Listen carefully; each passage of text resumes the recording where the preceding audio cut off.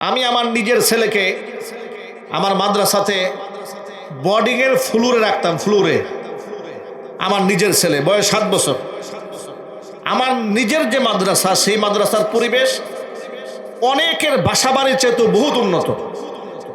সেখানে না রেখে আমি দূরে মাদ্রাসায় দিয়ে দিয়েছি আমার ছেলেকে, সেখানে পড়াশোনা করছে। ওদিন জিজ্ঞেস করলাম কি খেয়েছো রাতের বেলায়? পরে ডাল দিয়ে ভাত খেয়েছি। জিজ্ঞেস করলাম আর কিছু দেয় নাই? বলেন আর কিছুই দেয় নাই, কিছুই দেয় নাই। তো সেখানে কেন দিলাম? আমি চাই আমার সন্তানটা মানুষ হোক। আত্ম অহমিকা গরিমা ভেতর থেকে শিশুকাল থেকেই যদি ধ্বংস না করেন, আপনার সন্তান সমাজের মধ্যে মানুষকে মানুষ মনে করবে না। ঠিক না? ঠিক জুড়ে বলেন। আপনার সন্তানদেরকে বলবেন হুজুরদের পায়ের জুতা ঠিক করে দিতে, মসজিদের ইমাম সাহেবের পায়ের জুতা ঠিক করতে শিখুন, আলেমদের পায়ের জুতা ঠিক করতে শিখুন। অহংকারকে মাটির সাথে মিশিয়ে দেন। সন্তানদেরকে বলুন আলেমদের জুতা মুছে দাও। সন্তানদেরকে এই শিক্ষা দিন যে বড় মুরব্বী যারা এদেরকে সালাম দাও, মুরব্বীদের জুতা মুছে দাও। সন্তান মানুষ হবে। মুফতি সামাইল নাদভী বর্তমান বিশ্বের এক আলোচিত নাম। ভারতবর্ষের তরুণ প্রজন্মের একজন আলেম মুফতি সামাইল নাদভী। কয়েকদিন আগে ভারতের এক প্রাজ্ঞ বিজ্ঞ নাস্তিক জাবেদ আখতারের সাথে মুসাবাকা হয়েছে, একটা বহস হয়েছে, মুবাহাসা হয়েছে। আল্লাহর অস্তিত্ব কি আছে না নাই এই ব্যাপারে মুফতি সাহেব প্রমাণ করবেন আল্লাহর অস্তিত্ব আছে, স্রষ্টার অস্তিত্ব আছে। আর নাস্তিক প্রমাণ করবে স্রষ্টা বলতে কেউ নাই। এই ডিবেট হয়ে গেল। এই ডিবেটের মধ্যে মুফতি সামাইল নাদভী অসংখ্য যুক্তিতর্কের মাধ্যমে আল্লাহর অস্তিত্বকে প্রমাণ করে দিয়েছেন। সুবহানাল্লাহ। গোটা বিশ্ব তাকিয়ে দেখেছে। পৃথিবীর প্রথম সারির, বিশেষ করে ভারতবর্ষের প্রথম সারির চ্যানেলগুলো তার সাক্ষাৎকার প্রচার করতে গেছে। জিজ্ঞেস করলেন মুফতি সাহেব, এই অল্প বয়সে এত বড় প্রশংসা আপনি কুড়ালেন, আপনার সফলতার রাজ কি, ভেদ কি? মুফতি সাহেব বললেন, আমি তো এখনো সফল হই নাই, আমি আবার সফলতার রাজ কোত্থেকে আসবে? আমি সেদিন সফল হব যেদিন মহান আল্লাহ তাআলা আমাকে জান্নাতে ঢুকাই দিবেন। আরো জোরে করে সুবহানাল্লাহ। এর আগ পর্যন্ত আমার জীবনে সফলতা নাই। পরে তিনি বললেন যে আপনার তবে হ্যাঁ যতটুকু সাকসেস আপনারা মনে করেন যে গোটা দুনিয়ার মানুষ আমার প্রশংসা করছে, এই যে এই অর্জন, এই যে মানুষের ভালোবাসা শ্রদ্ধার জায়গাটা আমার এসেছে, এটা আল্লাহ পাকের রহম আর আমার উস্তাদদের দোয়া। তখন তিনি মিডিয়ার সামনে বললেন, আমার উস্তাদ মুফতি সাঈদুর রহমান হাফিজাহুল্লাহ, তিনি যার কাছে হাদিস পড়েছেন, তিনি বলেন যে আমি দরজার কাছে বসে থাকতাম, উস্তাদ হাদিসের ক্লাস শেষ করে যাওয়ার পথে যেন জুতাটা তার পায়ে আমি পরিয়ে দিতে পারতাম। সুবহানাল্লাহ বলবেন না? তিনি বলেন এইরকম আমি একদিন করি নাই, আমি আমার উস্তাদের টানা 1 বছর যে উনি ক্লাস করেছেন মুফতি সাহেব, তার আমি জুতা সুতা করেছি। উনি সারা বছর কিছু বলেন নাই। যখন বিদায়ী ক্লাস, শেষ ক্লাস, বছর শেষ হয়ে গেছে না, ক্লাস তো শেষ, তখন উস্তাদ বললেন, আমি যখন আবার জুতা পরাতে গেলাম, উস্তাদ তখন মুফতি সাঈদুর রহমান বলেছেন যে তুমি কি সারা বছর আমার জুতা পরার দায়িত্ব তুমি গ্রহণ করেছিলে? তাহলে আমি তোমার জন্য দোয়া করে দিলাম, আল্লাহ পাক যেন তোমার মাধ্যমে ইসলামের খেদমত মাশরিক থেকে মাগরিব, পূর্ব থেকে পশ্চিম পর্যন্ত আল্লাহ সাইলাভ করে দেয়। উস্তাদের সেই দোয়া আজকে কবুল হয়েছে। বিশ্ব পরিমণ্ডলে তার নাম ধাম সুনাম সুখ্যাতি ছড়িয়ে পড়েছে। এই এক্সাম্পলটা আপনাদের সামনে দেওয়ার উদ্দেশ্য একটাই, আমরাও যদি আমাদের সন্তানদেরকে এই আদর্শ শেখাতে পারি যে আলেমদেরকে রেসপেক্ট করো, আলেমদেরকে সম্মান দাও, আপনার সন্তান গোটা বিশ্ব পরিমণ্ডলে চমকায় যাবে। আর আপনি যদি করেন আলেমের সাথে বিয়াদবি, আলেমের সাথে গুস্তাখি, আপনার বংশের মধ্যে একটা আলেম হওয়ার আর কোনো সম্ভাবনা নাই। কথা ঠিক না? ঠিক। এই জন্য আমরা আলেমদের সম্মান দেবো তো ইনশাআল্লাহ। বলেন ইনশাআল্লাহ। আল্লাহ পাক যেন কবুল করে, জোরে করে আমিন।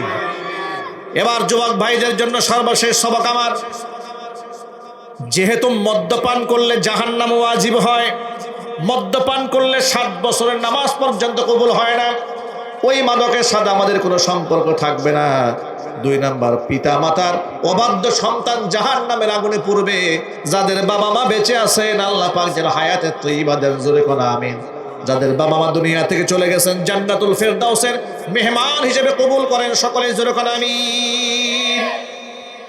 বাবা মার জন্য সবসময় আল্লাহকে দোয়া করবেন, রাব্বির হামহুমা কামা রাব্বায়ানি সগীরা। সবাই পড়েন, রাব্বির হামহুমা কামা রাব্বায়ানি সগীরা। এই যে শীত এসেছে, এই শীতে বাবা মাকে সুন্দর কম্বল দেবেন, ল্যাপ দেবেন, তোশক দিবেন, বাবা মা যেন শীতে কষ্ট না পান।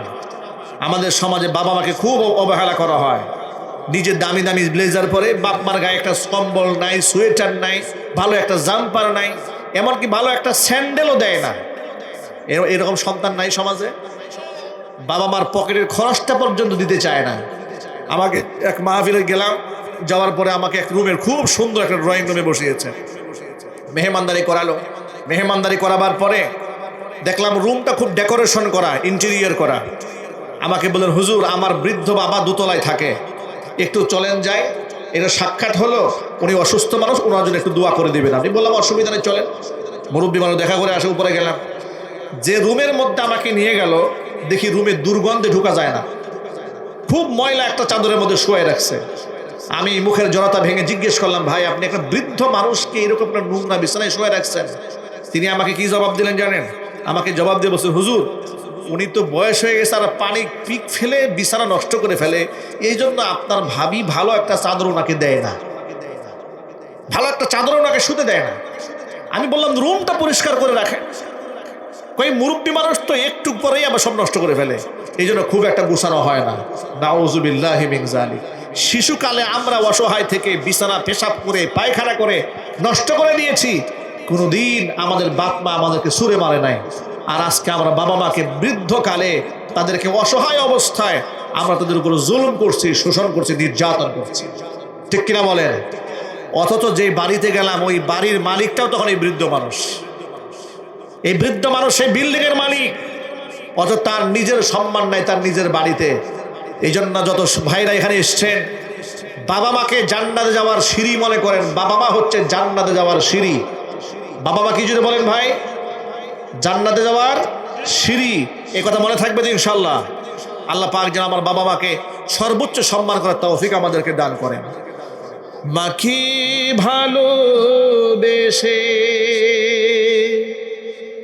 এই পৃথিবীতে হয়েছে যারা আজ ধন্য, পৃথিবীর সব সুখ আল্লাহর সন্তোষ শুধু তারই জন্য, পৃথিবীর সব সুখ আল্লাহর সন্তোষ শুধু তারই জন্য। বায়েজিদ বোস্তামি খোদার হলো কত প্রিয়,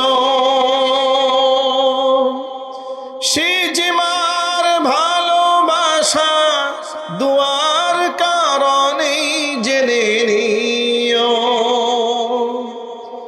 বায়েজিদ বোস্তামি খোদার হলো কত প্রিয়,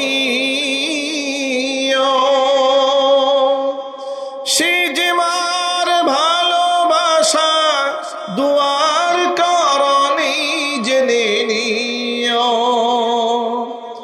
মার ভালোবাসা পেলে খোদার রহম মেলে, মার ভালোবাসা পেলে খোদার রহম মেলে, হবে তুমি জগত অনন্য, পৃথিবীর সব সুখ আল্লাহর সন্তোষ শুধু তারই জন্য। মাকে ভালোবেসে এই পৃথিবীতে হয়েছে যারা আজ ধন্য,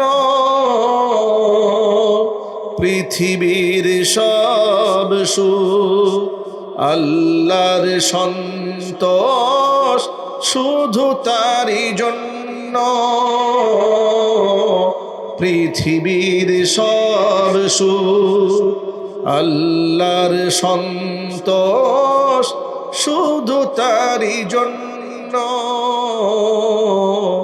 পৃথিবীর সব সুখ আল্লাহর সন্তোষ শুধু তারই জন্য। মহান আল্লাহ তাআলা আমাদের মায়েদের নেক হায়াত দারাজ করেন। মহান আল্লাহ রব্বুল আলামিন আমাদের সকলকে মাদক মুক্ত জীবন গড়ার তৌফিক দান করেন। আমাদের মা বোনদেরকে মহান আল্লাহ তাআলা পরিপূর্ণ শারঈ পর্দা মেনটেন করে চলার তৌফিক দান করে। সকলে বলুন আমিন।